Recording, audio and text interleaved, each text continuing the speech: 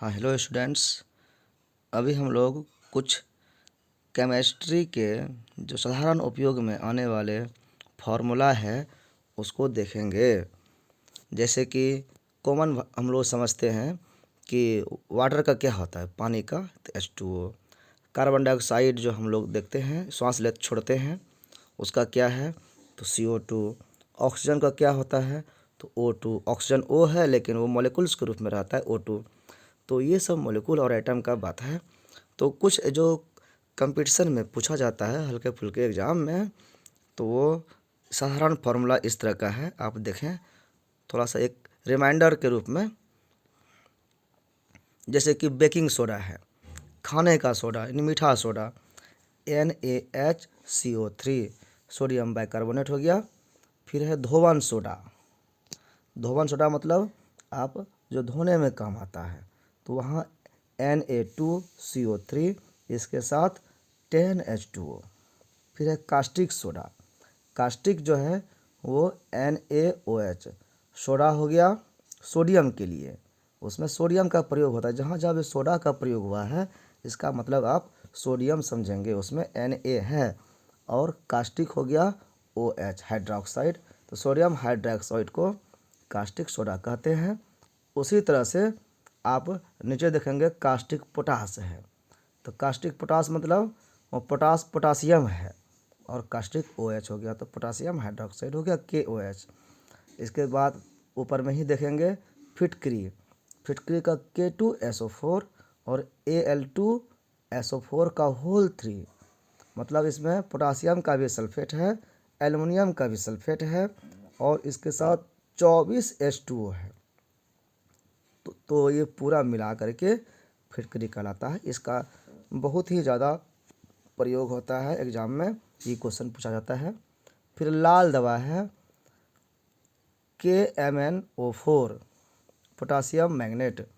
और चूने का पानी है, चूने का पानी बहुत पूछा जाता है, CaOH का होल 2, कैल्शियम हाइड्रोक्साइड। जिप्सम का है CaSO4 इंटू 2H2O, इसके साथ H2O का संख्या 2 है। H2O पर ध्यान देंगे, H2O उसको बांधने का काम करता है। तो कैल्शियम सल्फेट के साथ 2H2O अगर है तो वो जिप्सम कहलाता है। Plaster of Paris. Plaster of Paris जो है CaSO4, इसी के साथ हाफ H2O अगर है तो जिप्सम और प्लास्टर ऑफ पेरिस में कुछ खास अंतर नहीं हुआ। अंतर बस इतना ही है कि प्लास्टर ऑफ पेरिस में यानी POP में हाफ H2O है और जिप्सम में 2H2O है। चौक है, अब ध्यान से देखें कि चौक का और चुना पत्थर का और संगमरमर का एक ही फॉर्मूला है, CaCO3, कैल्शियम कार्बोनेट। ये एक ही पदार्थ से बने होते हैं, इसका अलग अलग स्ट्रक्चर थोड़ा उसका होता है, अलग अलग कॉम्बिनेशन होने के कारण, लेकिन उसमें जो एलिमेंट्स है वो यही होता है, CaCO3। आगे देखेंगे नौसादर। नौसादर जो है NH4Cl3 है, NH4 और Cl मतलब क्या हुआ, NH3 और HCl से मिलके बना है। NH3 अमोनिया होता है और NH4 अमोनियम कहलाएगा, और Cl क्लोरीन होता है, और इसके साथ मिल गया तो क्लोराइड होगा वहाँ पे, तो अमोनियम क्लोराइड नौसादर कहलाता है। उसी तरह laughing gas N2O, litharge PbO, galena PbS, सफ़ेद लेड 2PbCO3 एंड PbOH का होल 2। ये इसका पूरा फॉर्मूला हुआ। नमक का अम्ल HCl कहलाता है। अम्लराज, अम्लराज के बारे में जान लीजिए कि अम्लराज में दो अम्लों का एक अनुपात है, वो HNO3 और HCl का। HNO3 का अनुपात 1 भाग और HCl का 3 भाग, तो ये दोनों मिलकर के अम्लराज कहलाता है। ये अम्लों का राजा है, बहुत ही एसिडिक हो जाता है। शुष्क बर्फ यानी सूखा बर्फ, CO2 को कहते हैं, कार्बन डाइऑक्साइड को।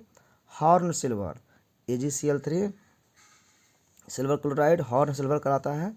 भारी जल ड्यूरेटियम ऑक्साइड, ये D2O है, H2O के बदले यहाँ पे D2O का प्रयोग किया गया है। और प्रोड्यूसर गैस CO+N2, इन दोनों को मिला करके प्रोड्यूसर गैस बोलते हैं। और मार्स गैस CH4, मतलब मीथेन। मीथेन को मार्स गैस यानी दलदली गैस बोला जाता है। फिर आप देखेंगे सिरका CH3COOH और अल्कोहल C2H5OH। सी का जितना कार्बन संख्या होता है, सी मतलब कार्बन, उसकी जितनी संख्या होती है उसी के आधार पर यहाँ पर प्रीफिक्स का प्रयोग किया जाता है। सी अगर 1 है तो मैथ, 2 है तो एथ, 3 है तो प्रोप, 4 है तो ब्यूट, 5 है तो पेंट, 6 है तो हैक्स, 7 है तो हेप्ट, 8 है तो ओक्ट, और 9 है तो नॉन, और 10 है तो डेक का प्रयोग किया जाता है। जिस तरह से सिरका में CH3COOH है तो 2 गो सी है तो ये एसिटिक एसिड हो गया। अल्कोहल में देखिए C2H5 है तो C2 अगर है तो यहाँ पर एसिटिक या इथाइल से शुरू होगा। इथाइल और OH अल्कोहल का फंक्शनल ग्रुप होता है तो इथाइल अल्कोहल हो गया। चीनी का फॉर्मूला यहाँ पे कार्बन हाइड्रोजन ऑक्सीजन का रेशियो है। आप ग्लूकोज और चीनी में फ़र्क महसूस करिए। ग्लूकोज का होता है C6H12O6, मतलब कार्बन और ऑक्सीजन 6 और हाइड्रोजन 12। लेकिन चीनी में क्या है कि कार्बन 12 है, हाइड्रोजन 22 है और ऑक्सीजन 11। ये एटॉमिक नंबर है, मतलब एटम की संख्या है। एक चीनी के मॉलिक्यूल में कार्बन कितने तो 12, हाइड्रोजन कितने तो 22, ऑक्सीजन कितने 11। इस तरह से इसका फॉर्मूला आपको एक साथ लिख करके रखना होगा। यूरिया का है NH2CO NH2। CO के मतलब C के दोनों तरफ NH2 यानी अमोनिया दोनों तरफ लगा हुआ है और ऊपर से ऑक्सीजन यानी कीटोन। तो ये यूरिया का हुआ। फिर नीचे है बेंजीन।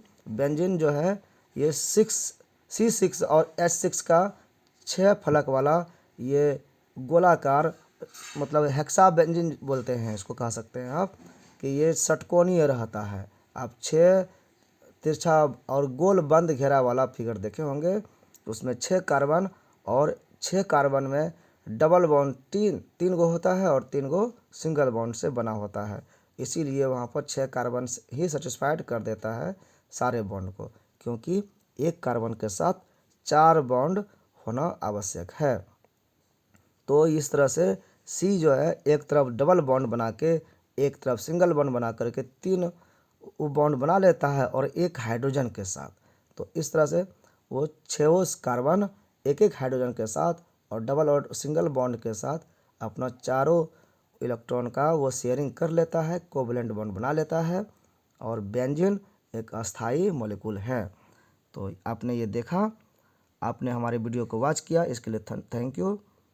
आप हमारे चैनल पर आएँ, आपको इसी तरह से इन्फॉर्मेशन, यूज़फुल इन्फॉर्मेशन मिलते रहेगी। तो आप चैनल को सब्सक्राइब जरूर करें, लाइक करें, शेयर करें। धन्यवाद।